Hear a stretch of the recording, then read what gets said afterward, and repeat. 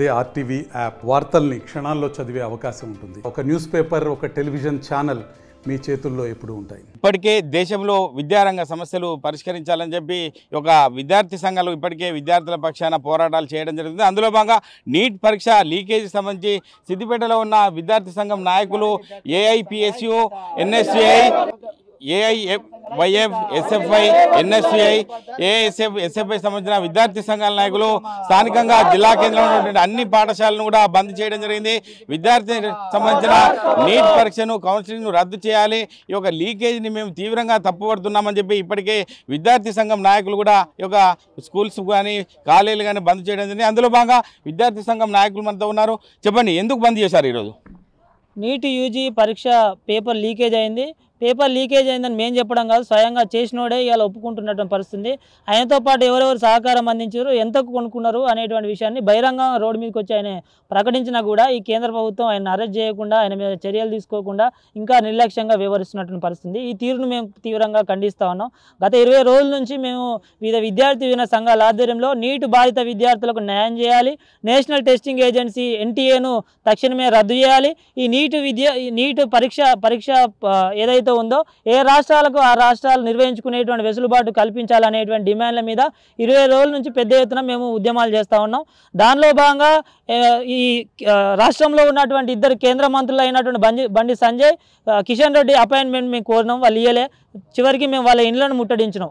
అట్లాగే ఈ రాష్ట్ర గవర్నర్ గారి అపాయింట్మెంట్ కోరినాం ఈ నీట్ అంశం మీద మాట్లాడడం కోసం. తను కూడా అపాయింట్మెంట్ ఇవ్వకపోవడం వల్ల మొన్న మేము రాజ్భవన్ ముట్టడి చేయడం జరిగింది. ఇవాళ ఫైనల్గా అన్ని విద్యార్థి సంఘాల ఆధ్వర్యంలో భారతదేశ వ్యాప్తంగా కేజీ నుంచి పీజీ వరకు మేము ఇవాళ విద్యా సంస్థల బంద్ని పిలుపునిస్తా ఉన్నాం. ఇప్పటికైనా ప్రధాని మాట్లాడకపోతే 6 తారీఖు రోజు హైదరాబాద్ ఇందిరా పార్క్ వద్ద 20,000 మంది విద్యార్థులతోనే పెద్ద ఎత్తున ఒక మహాధర్నాను కూడా మేము ప్లాన్ చేయబోతా ఉన్నాం. ఇప్పటికైనా దేశ ప్రధాని మౌనం వీడి ఈ నీట్ అంశం మీద మాట్లాడాలని చెప్పేసి విద్యార్థి సంఘాలుగా డిమాండ్ చేస్తా ఉన్నాం. Research based education, SAP, PEGA certifications, entrepreneurship. KL deemed to be university. అంటే విద్యార్థి రంగ సమస్యలపై 20 రోజుల నుంచి మీరు చేస్తున్నా ఇప్పటివరకు రాష్ట్ర ప్రభుత్వం కానీ కేంద్ర ప్రభుత్వం కానీ స్పందించకపోవడాన్ని ఎలా చూస్తారు మీరు? ఇవాళ ప్రధానంగా దాదాపుగా దేశవ్యాప్తంగా 24 లక్షల మంది విద్యార్థులు ఇవాళ ఈ నీటి పరీక్ష విషయంలో అయోమయమైనటువంటి పరిస్థితులలో ఉన్నారు.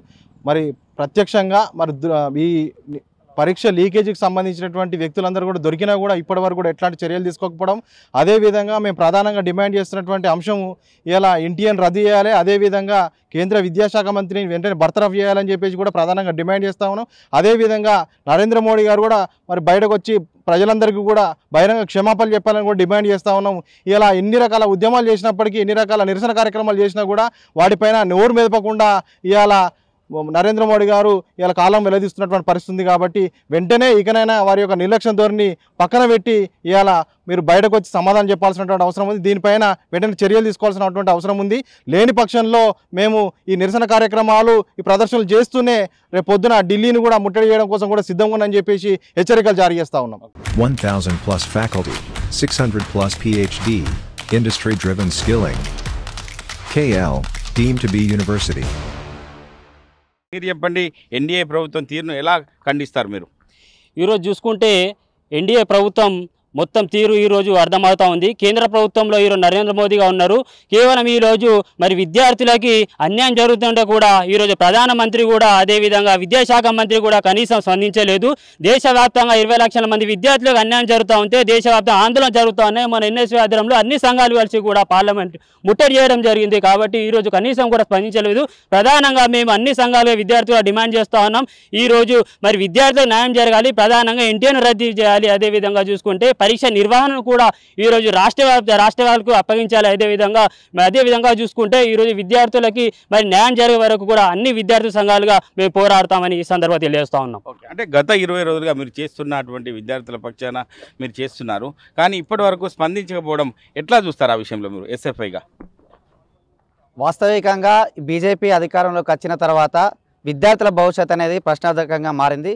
అంటే 20 రోజులుగా ఈ దేశంలో ఒక దేశాన్ని మొత్తం కుదుపుతున్నటువంటి ఈ సమస్య మీద ఈ బీజేపీ ప్రభుత్వం స్పందించకపోవడం అనేది చాలా దారుణము.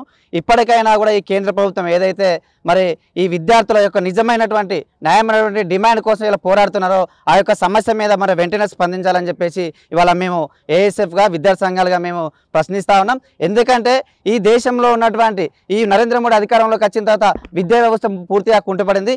ఇప్పటికీ ఈ 10 ఏళ్ల కాలంలో 70 పేపర్లు మరి లీకేజ్ జరుగుతూ ఉంటే మరి మీరు ఏం చేస్తారని చెప్పేసి ఈ సందర్భంగా అడుగుతా ఉన్నాం. ఇప్పటికైనా కూడా ఏదైతే నీటి ద్వారా నష్టపోయినటువంటి 24 లక్షల మంది విద్యార్థులకు ఖచ్చితంగా ఈ కేంద్ర ప్రభుత్వం న్యాయం చేయాలని చెప్పేసి ఇలా డిమాండ్ చేస్తూనే ఏదైతే దీనికి నైతిక బాధ్యత వహిస్తూ ఈ కేంద్ర మంత్రి మరి రాజీనామా చేయాలని చెప్పేసి ఇవాళ డిమాండ్ చేస్తూ ఉన్నాం. ఇవాళ హాస్యాస్పదంగా అనిపిస్తుంది ఈ దేశ భవిష్యత్తును మార్చే విద్యార్థుల జీవితాలతో చెలగాట మారుతున్నటువంటి ఈ యొక్క నరేంద్ర మోడీ ప్రభుత్వం మరి వెంటనే దీనిపైన స్పందించాలని చెప్పేసి ఇలా విద్యార్థి సంఘాలుగా మేము డిమాండ్ చేస్తా ఉన్నాం. World class infrastructure, eco-friendly campus, broad array of academics. KL, deemed to be university. AIYF తరపున ప్రధానంగా మీరు ఏం డిమాండ్ చేస్తారు ఈ విషయంలో? కేంద్ర ప్రభుత్వం గత 10 ఏళ్లుగా అధికారంలో ఉంది. ఈ నీటి పరీక్షకు సంబంధించి విద్యార్థులకు అన్యాయం జరిగిందని అనేకమైనటువంటి విద్యార్థి సంఘాలు, యువజన సంఘాలు దేశవ్యాప్తంగా ఉద్యమం నిర్వహిస్తూ ఉంటే కేంద్ర ప్రభుత్వం మాత్రం ఈ నరేంద్ర మోడీ మాత్రం దున్నపోతు మీద వానబడ్డట్టు మరి నిమ్మకు నీరెత్తినట్టుగా వ్యవహరిస్తూ ఉన్నారు. ఎందుకంటే ఆయన కొత్తేమి కాదు. ఈ దేశంలో పేద ప్రజలకు వ్యతిరేకమైన, ఈ దేశంలో పేద విద్యార్థులకు వ్యతిరేకమైన, నిరుద్యోగులకు వ్యతిరేకమైన నల్ల చట్టాలు తీసుకొచ్చిండు, రైతులతో చెలగాటం ఆడిండు, అగ్నిపథం తీసుకొచ్చిండు, ఇవాళ దేశ సైనికులతో చెలగాటం ఆడుతూ ఉన్నాడు. అదేవిధంగా ఇవాళ విద్యార్థులు ఖాళీగా ఉన్నారని చెప్పేసి విద్యార్థుల జీవితాన్ని మరి అంగడి బజార్లో అమ్మే విధంగా ఇలా నీటి ప్రశ్న పత్రాలను కొన్ని లక్షల రూపాయలకు అమ్ముకోవడం జరిగింది. తద్వారా పేద విద్యార్థులకు అన్యాయం జరిగింది. మరి డబ్బున్న విద్యార్థులకు మాత్రమే ఇవాళ ర్యాంకులు రావడం జరిగింది.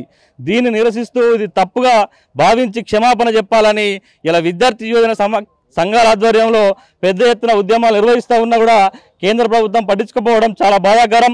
మోడీ గారికి తీవ్రమైనటువంటి హెచ్చరిక ఈ ద్వారా తెలియజేస్తూ ఉన్నాం. మోడీ గారు తక్షణమే క్షమాపణ చెప్పాలి, లేకుంటే మరి పార్లమెంటు ముట్టడించి నీ పార్లమెంటు గోడలను బద్దలు కొట్టే విధంగా ఇలా యువజన విద్యార్థి సంఘాల ఆధ్వర్యంలో ఐకమత్యంగా ఉద్యమాలు నిర్వహించి నిన్ను గద్దె దించే వరకు ఉద్యమాలు కొనసాగుతామని హెచ్చరిస్తూ ఉన్నాం. ఓకే, అంటే మీరు చెప్పండి, గత 20 రోజులుగా మీరు చేస్తున్న ఇప్పటి వరకు కేంద్ర ప్రభుత్వం స్పందించకపోవడం పట్ల ఎస్ఎఫ్ఐ మీరు ప్రధాన డిమాండ్ ఏం చేస్తారు? మేము ప్రధానంగా భారత విద్యార్థి ఫెడరేషన్ ఎస్ఎఫ్ఐగా డిమాండ్ చేస్తూ ఉన్నాం. దేశవ్యాప్తంగా అల్లర్లు జరుగుతూ ఉన్నాయి. దేశవ్యాప్తంగా విద్యార్థులు రోడ్ల మీద ఉన్నారు. దేశవ్యాప్తంగా నీటి పరీక్ష పత్రం లీకేజ్ అయిందని చెప్పేసి ఎవరైతే ఉన్నారో వాళ్ళే బయటకు వచ్చి మేము లీకేజ్ చేసాం, 30 లక్షలకు 20 లక్షలకు అమ్మామని చెప్పేసి వాళ్ళే చెప్తా ఉన్నారు. చెప్పినా కూడా ఎక్కడైతే లీకేజ్ అయిందో అక్కడ మాత్రం మేము చర్యలు తీసుకుంటాం, మిగతా ఎక్కడ కూడా లీకేజ్ కాలేదని చెప్పేసి ఏదైతే మాట్లాడుతూ ఉన్నారో ఇది బీజేపీ ప్రభుత్వాన్ని తీవ్రంగా మేము హెచ్చరిస్తూ ఉన్నాం. పార్లమెంట్లో కూడా ప్రతిపక్ష నాయకుడు ఎవరైతే ఉన్నారో రాహుల్ గాంధీ మాట్లాడితే కూడా దాన్ని చర్చకు పెట్టకుండా పక్కకు పోయే పరిస్థితి ఈ దేశంలో ఉంది.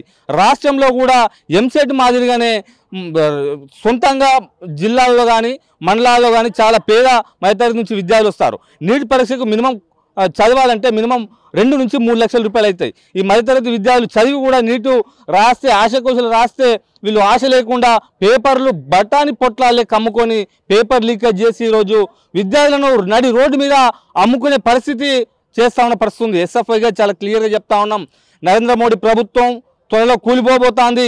దీనిపైన మీరు స్పష్టంగా హామీ ఇవ్వకపోతే ఈ ఎగ్జామ్ పెట్టి ఏదైతే పెట్టారో తిరిగి పెట్టి దాంతోపాటు ఎంతమంది విద్యార్థులు అయితే దాంట్లో క్వాలిఫై అయ్యారో ఒకటే సెంటర్ నుంచి 8 ర్యాంకులు ఎట్లయితే వస్తాయో అక్కడి నుంచి ఎంక్వైరీ జరపాలని చెప్పేసి ఎస్ఎఫ్ఐగా డిమాండ్ చేస్తూ, దాంతోపాటు మీరు ఈ నీట్ పేపర్ పైన స్పష్టమైన అవగాహన ఇవ్వకపోతే, స్పష్టమైన వైఖరి ఇవ్వకపోతే మీరు వచ్చింది 10-20 సీట్లతోని ఖచ్చితంగా కేంద్రంలో కూలిపోతుంది.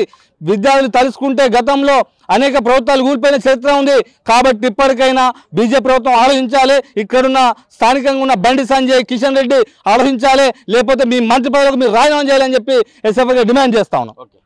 అంటే దేశవ్యాప్తంగా విద్యార్థి రంగ సమస్యలపై మేము నిర్విరామంగా గత 20 రోజుల నుంచి మేము పోరాటాలు చేస్తున్నా కూడా ఏ అధికారి కానీ ఏ ప్రభుత్వాలు కూడా పట్టించుకోవడం లేదు. ఇప్పటికైనా కేంద్రంలో ఉన్నటువంటి మంత్రులు ఉన్నటువంటి కిషన్ రెడ్డి కానీ ఇటు బండి సంజయ్ అపాయింట్మెంట్ ఇచ్చే పరిస్థితి లేని పరిస్థితి ఉందంటే, ఇంత దుస్థితి ఉందంటే విద్యార్థుల పట్ల మీ యొక్క నిర్లక్ష్య వైఖరి మేము తీవ్రంగా తప్పుపడుతున్నామని చెప్పి విద్యార్థి సంఘం నాయకులు హెచ్చరిస్తున్నారు. కెమెరామెన్ నెల్లూరుతో మహేష్, RTV, ఉమ్మడి మెదక్ జిల్లా. మరిన్ని వీడియోస్ కోసం ఛానల్ ని సబ్స్క్రైబ్ చేయండి, లేటెస్ట్ అప్డేట్స్ కోసం వాట్సాప్ ఛానల్ ని ఫాలో చేయండి అండ్ లింక్ డిస్క్రిప్షన్ లో ఉంది.